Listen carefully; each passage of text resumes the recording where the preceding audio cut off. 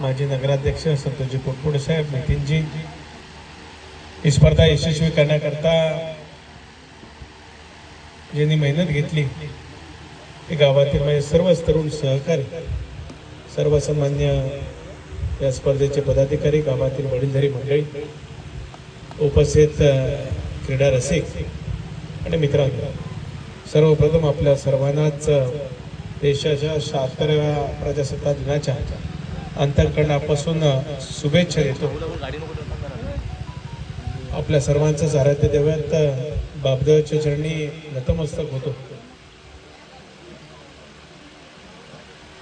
संतोष काका तुम्ही असेल, नितीनजी असेल, त्याचबरोबर गावातील सर्व वडीलधारी असतील, यांच्या पुढाकारातनं सर्व तरुणांना एक संघ करावं, एकत्रित येऊन वर्षाकाठी कुठल्या ना कुठले ते कार्यक्रम आपण करतच आलो. आपल्या गावाचं आराध्य दैवत बापदेवाच्या आशीर्वादाने. मित्र तू इकडे बाहेर आहे ना, 2 मिनिटं थांबा. मॅच नाही येऊ चालू द्या, मॅच नको थांबू, चालू द्या. बापदेव महाराजांच्या आशीर्वादाने मंदिराचा जीर्णोद्धार त्या ठिकाणी झाला आणि एक वेगळी आध्यात्मिक बैठक संतोष काका गावाने सुरुवात केली. बापदेवाची पालखी आपण सुरू केली.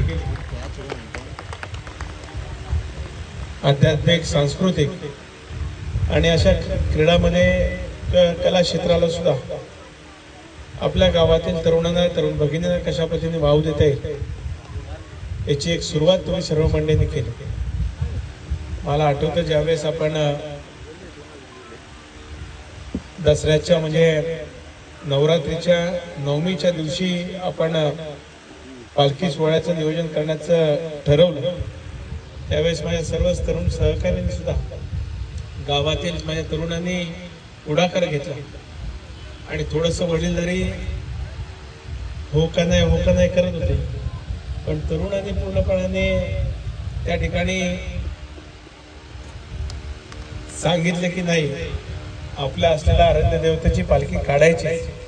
आणि मग संतोष काका तुम्ही सर्व मंडळी सुद्धा त्याच्यात पुढाकार घेतला आणि एक वेगळंच चैतन्याचं वातावरण आपण त्या निमित्ताने गावामध्ये